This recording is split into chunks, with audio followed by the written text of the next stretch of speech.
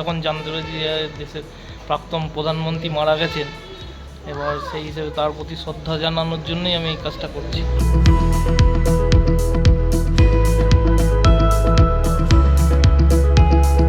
এর আগে কোনো কিছু করেছিলেন নাকি এই প্রথম? ছোটোখাটো করি। আচ্ছা, ঠাকুরের ক্ষেত্রে যেমন বিচুলি দেওয়া থাকে ভেতরে, এক্ষেত্রে তো তা থাকে না। না না, তো এক্ষেত্রে কি এটা পুরোটাই solid মাটি? হ্যাঁ। তাহলে ওজনটাও তো যথেষ্ট বেশি। হ্যাঁ, এটা ওজন বেশি হবে। রং যখন ডাইস করে ফাইবার করা হবে তখন হালকা হয়ে যাবে জিনিসটা। রং কি হবে? না, রং করব না, এটা এইভাবেই রেখে দেবো। আচ্ছা, এটা কি মানে বিক্রির উদ্দেশ্যে করা? না না, আমার এই কাজে পোর্ট্রেট কাজটা সেরকম করা হয় না, তো ঠাকুরের কাজের মধ্যে ব্যস্ততার মধ্যেই থাকি।